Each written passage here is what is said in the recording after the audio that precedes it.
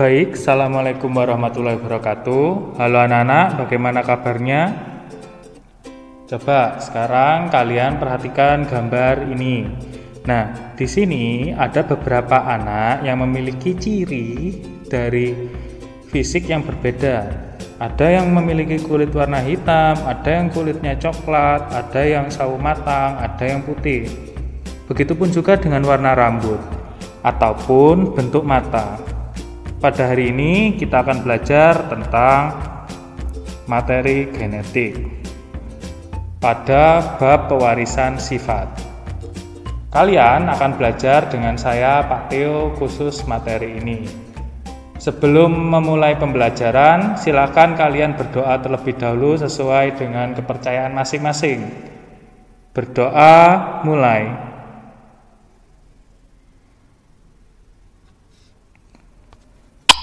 Berdoa selesai. Tujuan pembelajaran hari ini memahami istilah-istilah yang akan digunakan dalam materi pewarisan sifat. Jadi, ada beberapa hal penting yang harus kalian ketahui. Oke, kita lihat dulu di sini. Nah, pada gambaran umum ini adalah merupakan gambaran umum materi genetik. Kita lihat pada tingkat sel, itu ada sel kulit. Di dalamnya terdapat inti sel. Nah, inti sel sendiri ini di dalamnya juga terdapat kromosom. Kromosom tersusun atas kromatid. Kromatid tersusun dari benang-benang kromatin yang mengikat protein. Protein ini disebut dengan histon. Nah, di sini ada penyusun materi genetik. Ada kromosom, DNA, RNA, dan gen. Kromosom merupakan struktur yang terdiri dari dua komponen molekul, ada protein histon dan asam nukleat. Asam nukleat ini ada dua, DNA sama RNA. Nah, kita pelajari strukturnya satu persatu ya. Nah, ada bagian-bagian penting pada kromosom. Ini yang perlu kalian ketahui struktur kromosom. Yang pertama adalah lengan kromosom atau kromatid. Nah, kromatid ini tersusun dari selaput, matriks, dan kromonema. Jadi, yang garis tepi warna merah ini, nah ini adalah lengan kromosom. Ada yang kedua, kromonema. Kromonema ini benang halus atau kita sebut kromatin yang berpilin dan memadat di dalam matriks. Jadi, yang warna 2 ini, yang nomor 2 ini, yang garis tepinya ungu, dalamnya putih ada garis-garisnya ini merupakan kromonema. Yang ketiga adalah sentromer. Sentromer ini yang warna hijau yang ditunjukkan pada nomor 3. Yang keempat adalah kromomer. Kromomer ini bagian yang mengalami penebalan, bagian kromonema yang mengalami penebalan. Jadi di sini ada yang namanya lokus. Nah, di dalam lokus itu terdapat DNA. Pada DNA nanti terdapat namanya gen. Selanjutnya ada matriks yang berwarna kuning ini ya. Macam-macam kromosom berdasarkan letak sentromernya. Yang pertama ada metasentrik. Bila sentromer terletak di tengah-tengah kromosom. Seperti ini contohnya. Yang kedua B submetasentrik. Bila sentromernya mengarah ke salah satu ujung kromosom, maka ini nanti disebut submetasentrik. Yang C, akrosentrik. Bila sentromernya terletak di dekat ujung kromosom sehingga kromatin terlihat berbeda antara yang kanan dan kiri. Jelas ya, satu panjang, satu pendek. Yang terakhir ada telosentrik. bila sentromernya terletak di ujung kromosom. Jadi dia hanya memiliki satu lengan atau satu kromatid. Kromosom dalam tubuh manusia itu ada gonosom sama autosom. Nah, di sini ada autosom yang merupakan kromosom tubuh, sedangkan gonosom ini yang menentukan jenis kelamin atau kromosom kelamin. Kromosom manusia itu ada 23 pasang atau 46 buah. 22 pasangnya merupakan kromosom tubuh, sedangkan satu pasangnya merupakan gonosom atau kromosom kelamin. Kalau ditulis dalam buah, misalnya autosomnya 44 buah, maka nulisnya adalah seperti ini, 44A. Bila nulisnya berupa pasang, seperti ini 22 pasang, maka ditulisnya 22AA. Pada gonosom itu kan terdiri dari satu pasang. Kromosom XY itu menentukan kelamin laki-laki, sedangkan kromosom XX ini untuk menentukan kromosom perempuan. Kariotip merupakan penyusunan urutan kromosom berdasarkan ukuran dari yang besar hingga yang terkecil, dengan kromosom sel kelamin yang diurutkan di terakhir. Kromosom dalam tubuh manusia itu ada yang haploid dan diploid. Seperti yang tadi saya bilang, kalau berpasangan maka diploid, sedangkan tidak berpasangan disebut dengan haploid. Yang ini saya tandai ini 22AA plus XY merupakan kromosom laki-laki. Sedangkan yang perempuan ini 22AA plus XX. Susunan kromosom pada sel sperma itu haploid. Jadi dari sel sperma haploid bertemu dengan kromosom dari sel telur atau ovum, itu juga haploid. Ketika mereka melebur menjadi satu, nanti menjadi diploid. Sperma itu kromosom yang haploid ada 22A plus X dan 22A plus Y. Sedangkan kalau pada sel ovum itu selalu 22A plus X. Seperti ini ya gambarannya.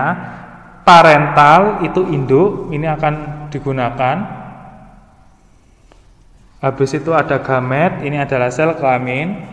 Setelah itu ada filial atau anak. Kita ke DNA. DNA ini adalah deoksiribonukleik asid.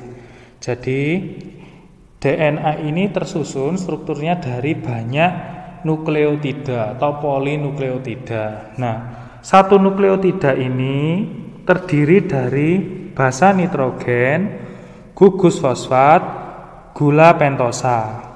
DNA gula pentosanya adalah gula deoksiribosa. Sedangkan basa nitrogennya ini terdiri dari dua, ada purin dan pirimidin. Basa nitrogen purin terdiri dari adenin dan guanin. Sedangkan basa nitrogen pirimidin pada DNA itu terdiri dari timin dan sitosin. Ini merupakan gambar struktur dari DNA. Ada ikatan glikosida, ikatan hidrogen, dan ikatan fosfodiester. RNA atau ribonukleik asid. Sama seperti DNA, RNA ini tersusun dari polinukleotida atau banyak nukleotida. Satu nukleotida juga terdiri dari basa nitrogen, gugus fosfat, dan gula pentosa. Gula pentosa pada RNA ini adalah ribosa. Sedangkan pada basa nitrogen pirimidinnya ini ada urasil dan sitosin. Timin yang pada DNA tadi digantikan oleh urasil. Jadi perlu diingat-ingat, adenin selalu berpasangan guanin pada RNA. urasil itu selalu berpasangan dengan sitosin. Itu pada RNA, sedangkan pada DNA adenin berpasangan dengan guanin, sama ya bahasa purinnya. Tapi pirimidinnya, timin, itu berpasangan dengan sitosin. Ini gambar struktur RNA, kalian lihat. Yang keempat, ini adalah gen. Gen berfungsi mengatur metabolisme perkembangan organisme dan menyampaikan informasi genetik dari suatu generasi ke generasi berikutnya. Gen terletak pada lokus. Variasi dari suatu gen disebut alel. Contoh alel itu ada gen G dan gen G kecil. Jadi ini contoh alelnya ada gen G besar dan gen G kecil. Jadi mulai sekarang perlu diperhatikan penulisan huruf besar dan huruf kecil pada materi pewarisan sifat ini. Perhatikan di sini. Di sini ada tipe perekatan cuping telinga. Ada yang gambar A, ini cupingnya terpisah, ini ya. Sedangkan gambar B itu cupingnya gabung. Ada istilah genotip dan fenotip. Genotip ini merupakan informasi genetik suatu individu yang tidak tampak dari luar. Contohnya, gen G besar dan gen G kecil. Atau ini gen G besar atau G besar G kecil, ini merupakan genotip, informasi genetik yang tidak tampak dari luar. Ada lagi istilah yang kedua adalah fenotip. Fenotip ini merupakan suatu individu yang tampak dari luar. Contohnya, cuping telinga terpisah, cuping telinga melekat. Nah, ini merupakan salah satu dari fenotip. Nah, coba ayo kita selidiki dulu di sini ya. Nina ini memiliki rambut lurus dengan gen A besar. Sedangkan Ani memiliki rambut keriting dengan gen A kecil. Berdasarkan pernyataan ini, manakah yang disebut genotip dan fenotip? Ya, betul. A besar, A kecil ini merupakan genotipnya. Sedangkan rambut lurus dan rambut keriting ini merupakan fenotipnya. Dalam pewarisan sifat juga mengenal istilah sifat dominan dan sifat resesif. Sifat dominan ini karakter yang mampu mengalahkan sifat resesif atau karakter lainnya. Dominan itu selalu ditulis di depan. Gen dominan ini ditulis dengan huruf kapital. Contoh, gen G besar, gen A besar, gen B besar. Intinya kalau ditulis dengan huruf kapital atau huruf besar, maka itu merupakan dominan. Selanjutnya ada sifat resesif. Sifat resesif ini merupakan karakter yang kalah dengan sifat dominan. Jadi ada sifat resesif ini selalu kalah bila dia bersama dengan sifat yang dominan. Sifat resesif ditulis dengan huruf kecil. Contoh gen G kecil dan seterusnya.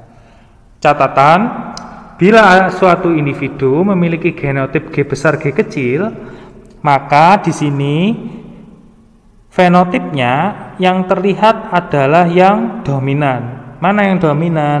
Yang dominan adalah G besar. Jadi perlu diingat-ingat, bila ada gen yang dominan dan resesif, itu nanti bila bertemu maka yang dominan yang akan terlihat.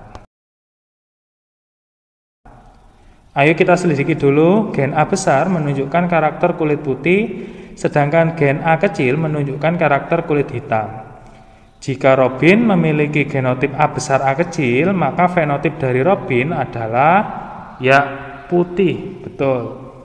Karena tadi A besar ini putih, A kecil ini hitam, dan mereka gennya ini bersama, maka yang dominan yang terlihat. Ini alasannya bisa kalian baca.